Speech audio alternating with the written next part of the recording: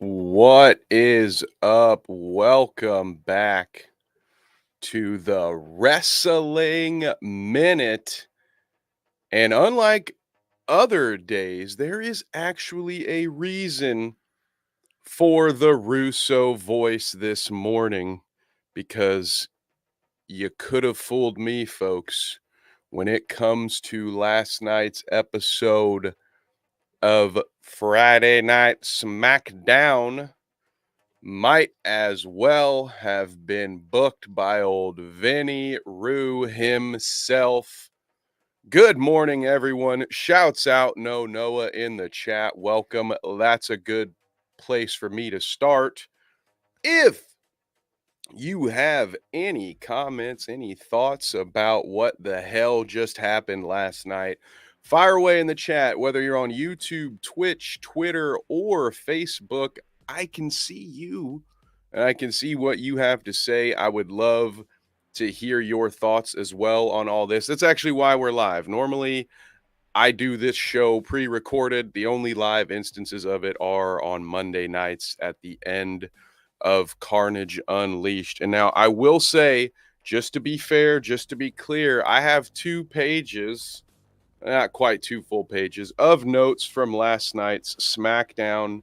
And I feel like I could just burn them and throw them in the trash because we really only need to talk about the final segment, right? That's what everyone wants to talk about. That's what everyone wants to hear about.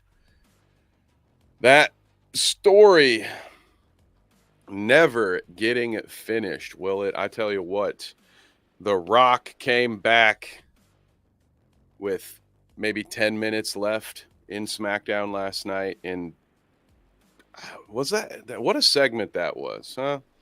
At first I got excited. Cody Rhodes comes out, I think, with like 14, 16 minutes left, and we're going to have Rhodes and Roman. Here we go.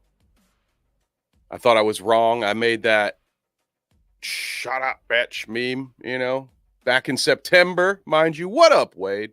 Shout out to Wade in the chat. I'll be seeing him later. All in good fun. A good, whatever, 5 months ago, the first time we saw The Rock on WWE TV, is like, oh, here we go again, man. Wrestling's as hot as it's been, maybe ever. Probably not ever, but hot as it's been in a long time. And so, of course, The Rock's got to get in on that.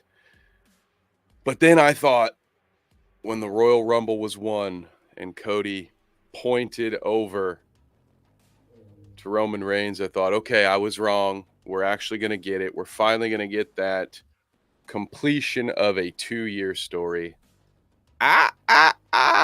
No, sir.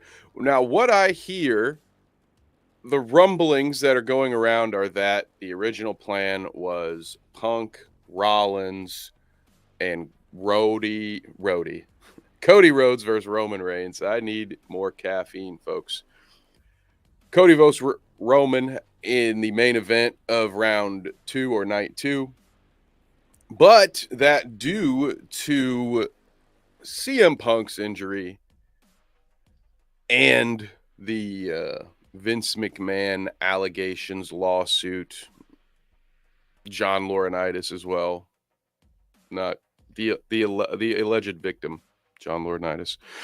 Press X to doubt in the chat if you are like me and you very much doubt John Laurinaitis' take or his lawyer's take on that whole situation. I am sure, John, that those alleged breakfast meetings were forced upon you by Vince. That's why he was there, right?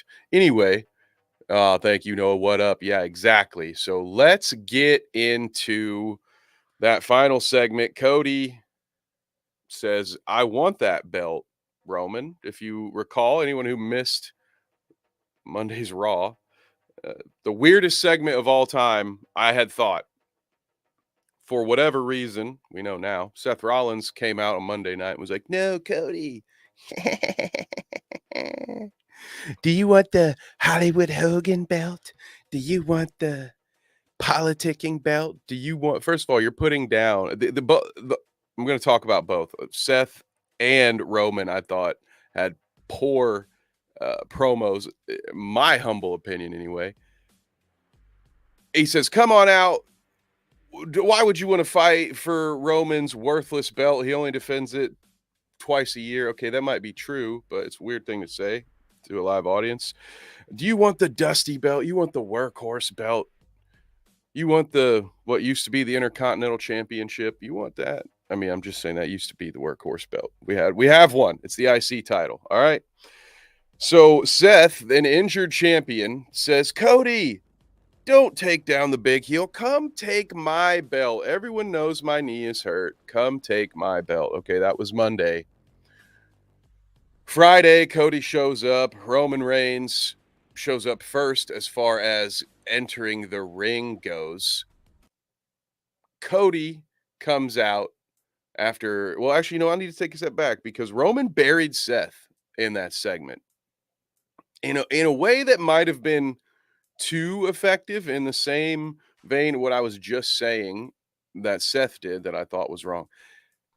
Damn, Roman really buried Seth and he says, "I work 1/10 of the dates that you do. I make 10 times the money. Didn't I beat everyone in your division?" Cody, I think he called the world heavyweight title the losers bracket, essentially. And, said, "Cody, do you want to be the best of the number twos or do you want to take another crack at number one?" All of that shit is weird, personally.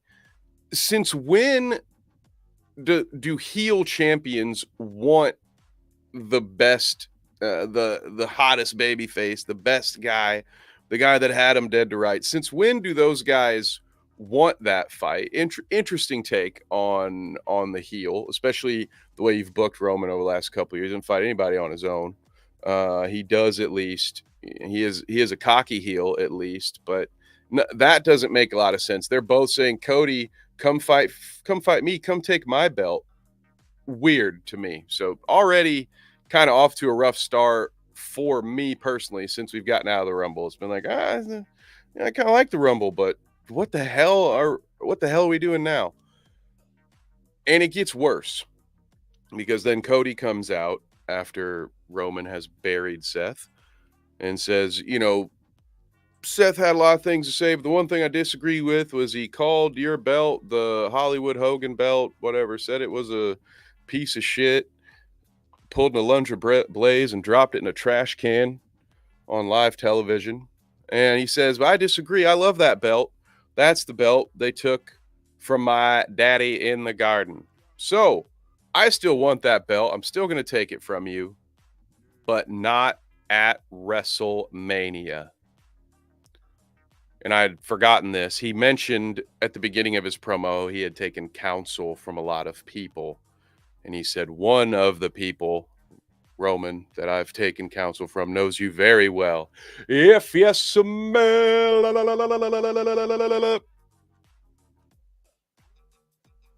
And the crowd goes wild. Fair enough. I kind of popped too, honestly, a little bit, don't you? You're like, "Oh, yeah, it's The Rock, hell yeah." But then it starts to sink in as The Rock walks in, awkward handshake with Cody. And then we all got to see the moment. Mo Noah in the chat sent me a meme. It's the classic Simpson. You'll see this on Botchamania without a doubt. Bart Simpson doing the "Look, Lise, you can see the moment where his heart dies and where he's broken in half, whatever it is." And you had that moment as they're shoulder to shoulder and Cody smiling. And then I swear, I heard Simon and Garfunkel playing in my head at that moment. "Hello, darkness, my old friend." Poor Cody. Man, just saw the light leave his eyes in that moment. And there we go. Now we've got The Rock versus Roman. No one says a goddamn word. They just stare at each other. The crowd chants, "This is awesome." That's what happens when you're in Alabama, folks. Very, very easy to please down there. They don't even have a professional football team. So everybody out there, Raj Geary mainly is the person I've seen mainly just tripping all over himself to talk about how good of a booking decision this is. And fair enough. To each their own. If you are of that same opinion, by all means, I would love to hear it. And I'm, just taking a fun little poke at Raj, by the way. I don't know him personally. But he's the one person I've seen just tweet after tweet. He's kind of pulling a Tony Khan maybe here, where he's responding to every negative tweet that is thrown his way.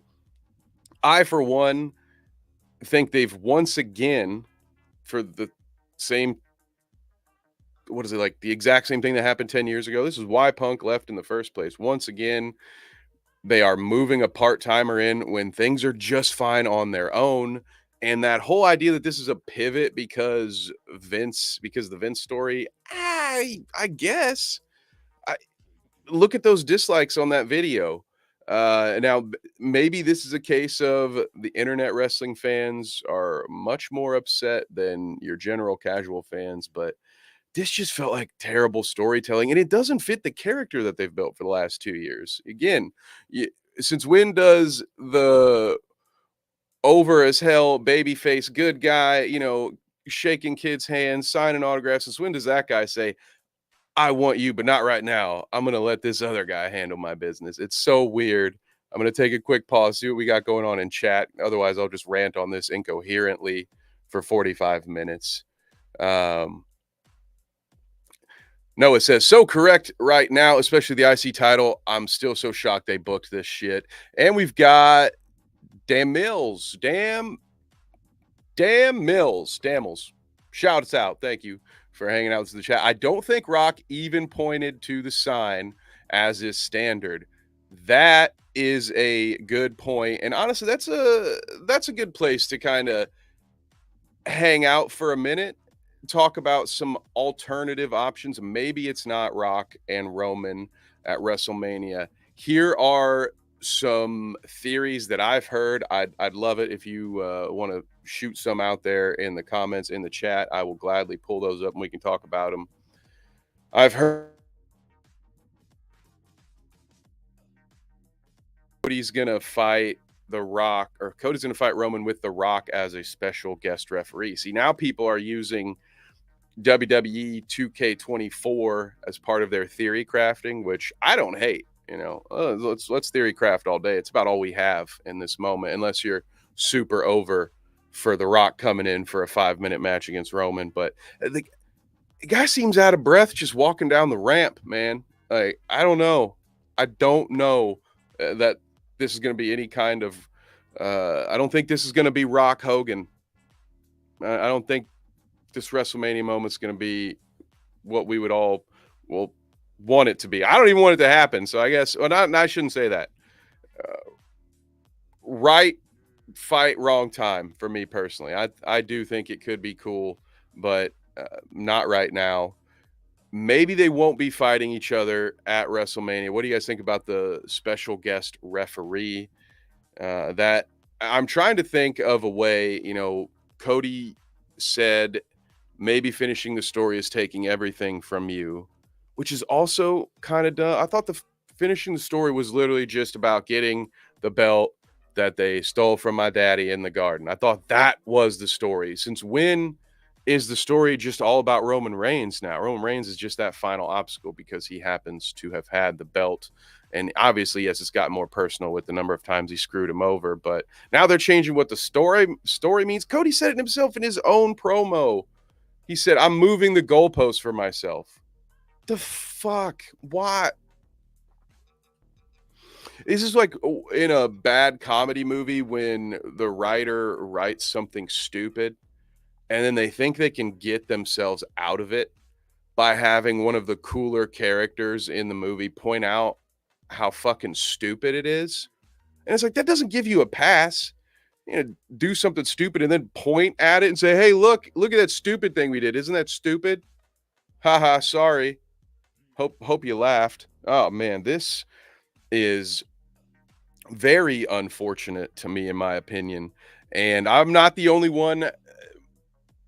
Dislike to like ratio on that WWE video about this segment has not been good. I wish I could just pull up Twitter and start scrolling it with you guys, and we'd be here all day and all night. So allow me to pivot. We're going to take a short break from Rock Roman, Cody Seth, round 4 because I have plenty to say about Cody Seth round 4, but I would be remiss if I didn't talk about the other things that happened on SmackDown last night because there were some other things. I think we can knock this stuff out pretty quickly. Starting off Graves and Barrett. I am interested to see how that commentary duo goes. At first, I really loved it. I was like, oh, hell yeah. I don't mind Corey Graves. I think he's earned the opportunity to run point at the commentary desk, but it is weird that they have Michael Cole with Pat McAfee. I get it. Cole loves McAfee, but they're both the face commentators. And now you have your two heel commentators on SmackDown together. It was very interesting Friday night. Both commentators just loving Pretty Deadly, which again, I personally don't mind. Let me know what you guys think. It just felt kind of odd, a little uncanny valley there to have two heel commentators working together.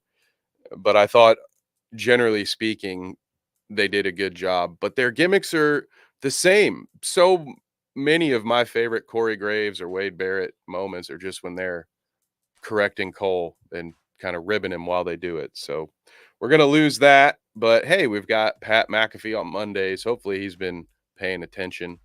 But let me know. What do you guys think? Are you happy to have Mac back on the mic? I'm indifferent, to be honest. As you can probably tell, I don't hate the part-timers, especially when they draw big money, but I would rather see the people who are there day in, day out that have helped grow things to where they are. I would like to see them have those spots and I don't know, not constantly being have to step aside every time a big name wants to come back for a short-term payday. Naomi signs with SmackDown, as does Tiff Stratton, who has her first match. It was technically the main event, while also technically not being the main event. Logan Paul versus Kevin Owens continues. Didn't love that promo. KO beats Theory. Great. It was fine. Good match. Whatever. Not enough to spend a lot of time on it in this particular episode. Damage Control is turning on Bayley, but she heard them talking. Now, we want to talk about nostalgia, WWE doing things they've done before. To some extent, Triple H is finding ways to just play his greatest hits throughout this run with his thumb on creative here. This is the Batista evolution story, straight down to the overhearing the conversation ahead of time. Fine. I you get your little nostalgia hit.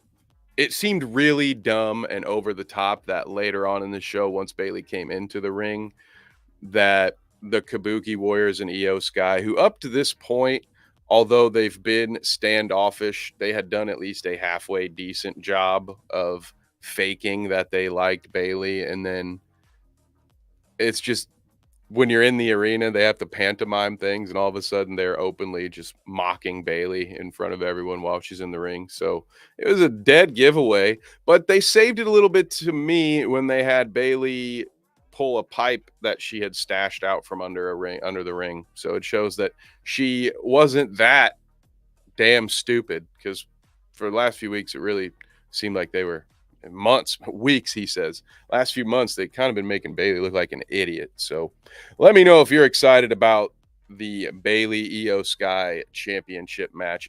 It's so far playing out the way we thought it would. I still think it's going to be Rhea and Becky as the other women's championship match at WrestleMania, but we shall see. A fatal four-way tag match. Gross. Don't care about this. There was one last night. There was one on Monday. This is universe mode on autopilot, right? This is what happens when you let 2K book your show for you. You get 4 somewhat randomly assembled tag teams put together in a filler match. Butch and not Butch, goddammit, Pete Dunne and Tyler Bate, they win. They do some interesting things offensively. I just not a big fan. We've talked about fatal four ways, triple threats. Not a huge fan either. 8 people in a ring, but only 2 of them can work at once. you can tag anybody. It doesn't have to be your teammate, but why would you ever tag your not teammate in? Because the only way you can win is if someone from your team is in the ring to make the pin. I mean, of course, there would be some situations, I guess, for dire, absolute desperation, but it just seems you want to tell a match like that.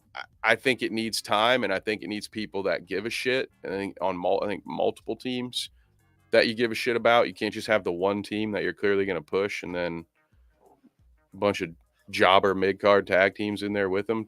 Don't like it. Don't care about Mondays, but whoever wins Mondays will now go against Pete Dunne and Tyler Bate for a shot at the Judgment Day, and they're undisputed tag team champions. There was a time when I thought they should split those tag belts up, but then I start to think about a split tag team division and who's going to compete, and there's just not a lot of tag teams that I like right now in WWE. So I guess just keep them together for now. But I hope to see more from that division soon. As we speak of things I'd like to see more from, Bobby Lashley and the Street Profits versus the Final Testament. Is that it? Is that what they're called? I think.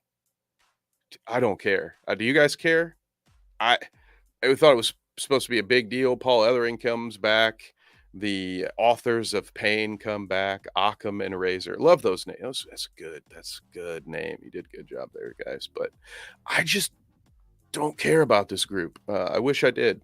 I also haven't been a big fan of Lashley with the Street Profits, mainly just because the Street Profits don't really do anything anymore. You know, why are the Street Profits not in that dipshit fatal 4-way tag match, huh? You got Pretty Deadly, and then, you know, what did you have both ends of the luchadors in there so that they had that rivalry? Whatever. It's fine. It's fine. It's not a big deal. I don't care. Let's move on. B-Fab probably joining the Profits because she stepped up. The match never started, by the way. There was no match, even though they teased Bobby putting Karrion Kross in the Hurt Lock, and then Karrion's girlfriend jumps in, his valet, jumps on Bobby, and then B-Fab comes in with a big boot of some kind. And so, okay, cool. They've found something to do with poor old B-Fab now that the Top Dollar is clearly not coming back. We had hope, didn't we? We were holding on hope that Top Dollar was going to make it back to the E, and it did not happen. Oh, then we have a segment. I was wrong. I got so excited seeing the segment where Braun Breaker was going to come to SmackDown. I was like, oh, hell yeah, that'll be cool. But they're going to milk that out a little bit longer because Adam Pearce shows up. And unlike Nick Aldis, who was not able to get Andrade, or didn't even really try to get Andrade to reconsider, just said, well, I had a good offer for you. It's a damn shame, pal. Oh, I should stop doing that. It's going to be, that's a trained reaction. Sorry. It's going to take me a minute, I guess, to drop the Vince jokes. Sorry about that.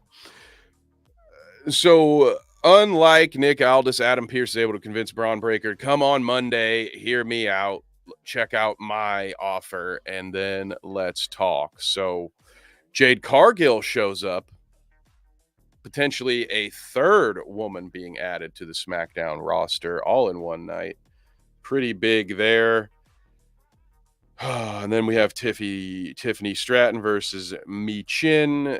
She shows up, talks trash to Bianca, but then cheap shots Mi Chin. Thought this was actually set up well. I'm not going to complain about everything this episode, wouldn't you know it? I thought this was set up pretty well. Of course, you got to save Bianca or one of the bigger names for later. Stratton needs some wins. The NXT folks know who she is.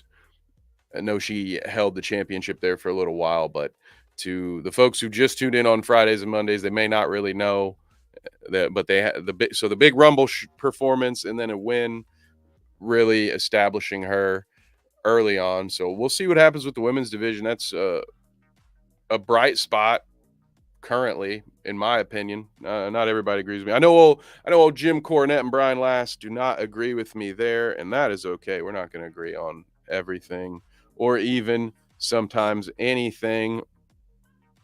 And we're back now to the Cody announcement. Oh, with Roman Reigns. So,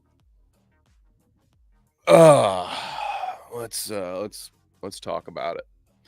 So, Markamania, the wrestling minute. What do you want to talk about?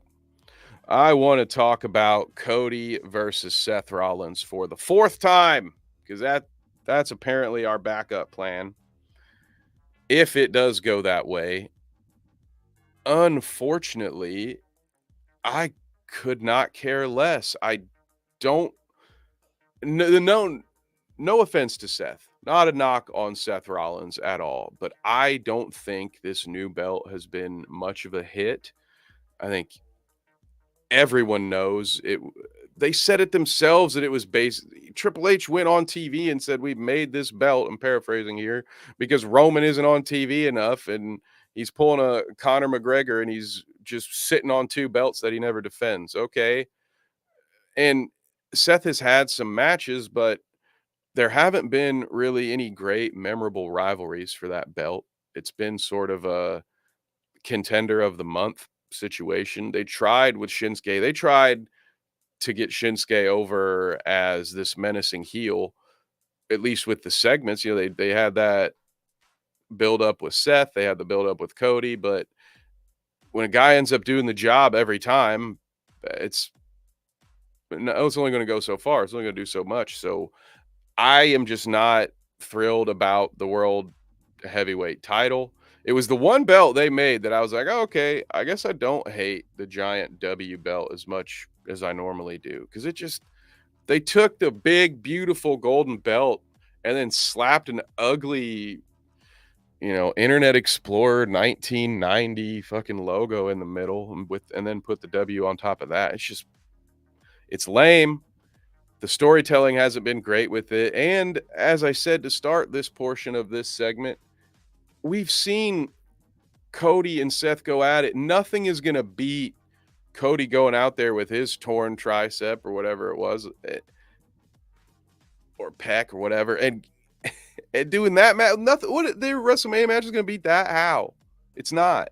It's pointless. It's dumb. It's a very hollow, just empty sort of booking decision to me. At that, give me Bayley Io as the main event over Cody and Seth Rollins Part 4. Just personally, I just don't care about that whatsoever. So I am, I guess, going to hold on hope. Rock's so part-time he forgot the sign. That's so funny. I didn't even see that. I think that's response to Mills saying, I don't think Rock pointed the sign. Yeah, he's I love that. This is potentially they're swerving us, right? We can hold on to hope. There's that Thursday press conference. That could make things interesting. What is up? Your goat, what's up? Good morning. A rare morning stream for us, but some blockbuster wrestling news that I had to talk about. So go, I don't know if you're a wrestling fan, but let me know how you feel about The Rock coming back to main event WrestleMania. It's one of the most disliked videos on WWE's YouTube channel right now. Oh, let's go. All right. Sin Cara should face Roman, in my opinion. Go with the deep cut, somewhat deep at least. I can tell you're not a casual with a Sin Cara reference. I love that. Oh boy, oh boy. So do we think there's going to be some sort of swerve? DeMille's talked about not pointing to the sign. We mentioned earlier the special referee part. A lot of people have said, and I agree with them, Rock Roman doesn't need a belt. The whole head of the table thing would be good enough on its own. And I do, despite it cooling off recently and me not really liking all the booking decisions, I do think, generally speaking, what they've done with the Bloodline and Roman Reigns over the past 2 or 3 years has been really good and has elevated Roman to that status, that bigger than the belt status. What do you guys think? Will that just evaporate once this title reign is over? I think he's got that part-time schedule, especially if he stays heel. I don't know that Roman Reigns will ever be able to go back to being a baby face and that people will like him, but I think as it stands, they could just have Rock fight Roman. It could headline any pay-per-view. Clearly, they want it to be WrestleMania. Goat says if they wanted to bring back The Rock, they should have done that a year ago. Agreed. I've heard it sort of inversed where people have said this is why you put the belt on Cody at WrestleMania 39. So that way you could have had Rock and Roman right here for 40 and then Cody fighting with somebody else defending his title or something. I don't know how that one would work, but this it's especially with it being WrestleMania 40, which may be one of the other reasons why The Rock wants to be at it so badly, because that is the rumors that we're hearing that he really pushed for this. And on the other side, we hear, oh, well, Punk got hurt and Brock's not going to be allowed to walk into a WWE building probably ever again. And so now we have to pivot because we've lost two of our three main fights. So now we do have to. That's the story I keep hearing is that Rock was originally planned to be maybe Saudi Arabia or next WrestleMania, but that he was pushing it on his end. Well, let me get into this WrestleMania, brother. And then Punk gets hurt. All these other things happen. And now the Vince allegations, they're like, well, what's something we could do that would get fewer people to ask Triple H questions about Vince McMahon because he's clearly not capable of answering them, or he's been told to not do anything close to answering them because saying, guys, I want to, there's a lot of negative stuff out there, but I want to focus on the positive. I know, you just positive only, please. Thank you. That's what you had to say. Cody had a better answer. Jesus. I mean, Triple H and Tony Khan are having a competition for who can have the worst press conference performance of all time.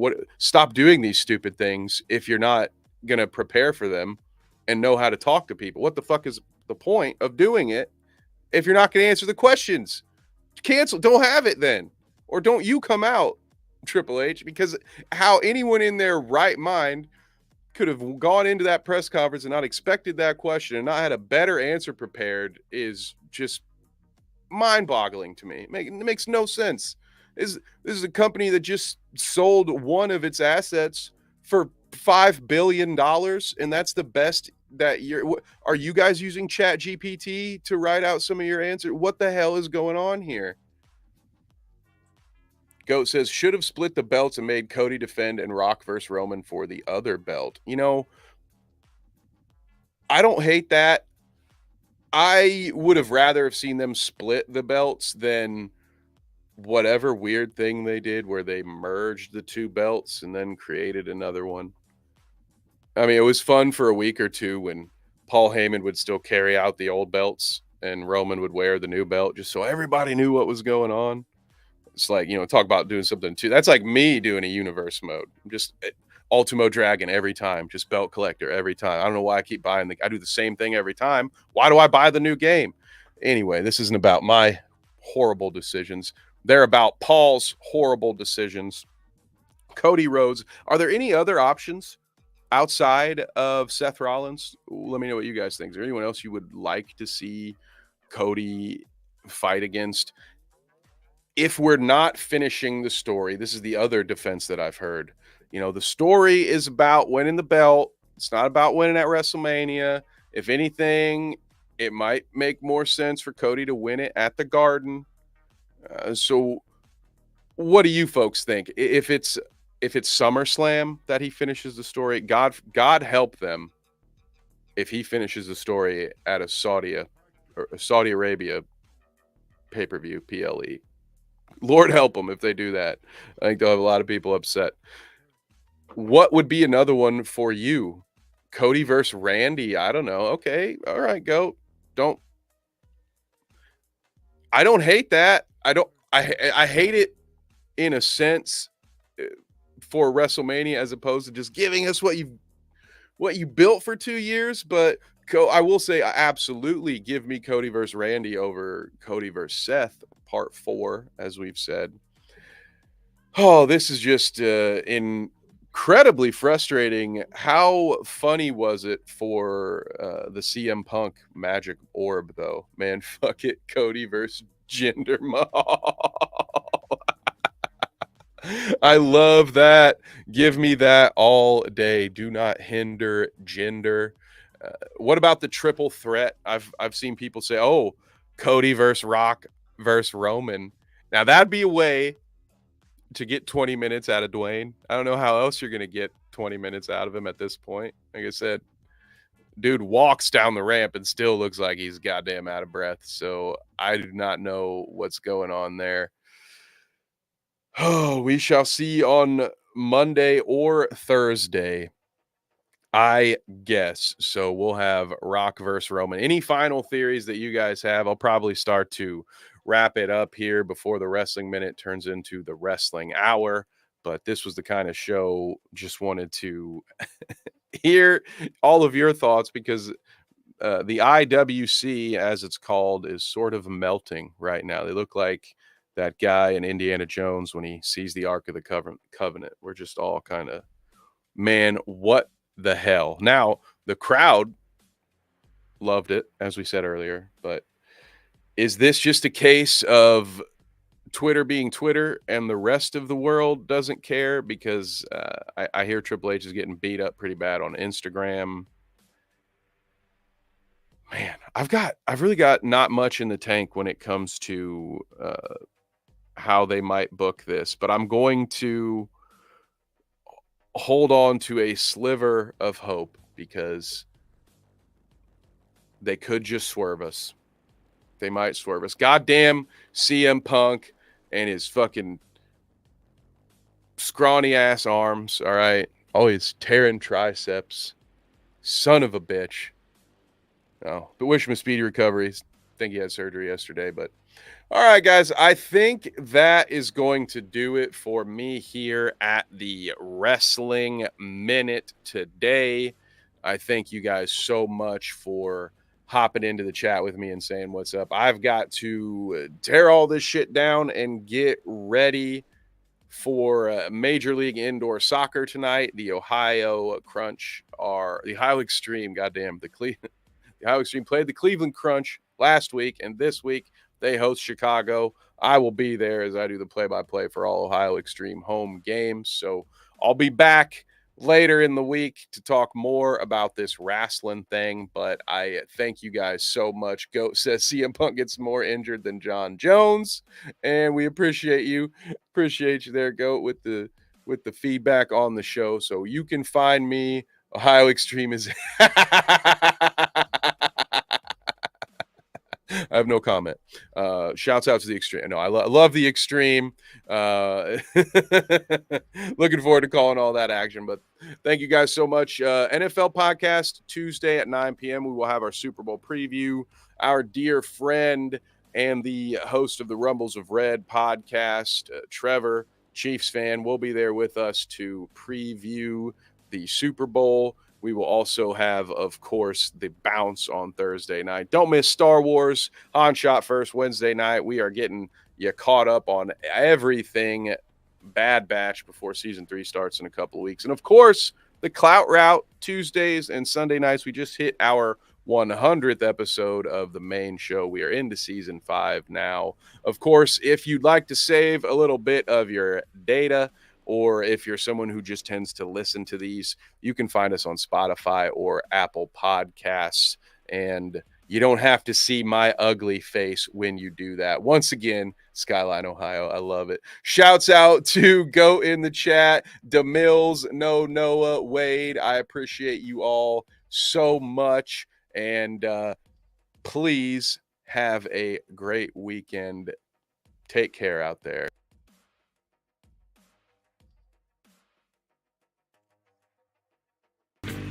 Sports. Are you looking for an energy boost without the jitters? Let our friends at Dubby Energy help you with their fantastic selection of flavors. Just visit www.dubby.gg and use the code BITESIZESPORTS at checkout for 10% off your order total. Again, that is www.dubby.gg. Code Bite Size Sports.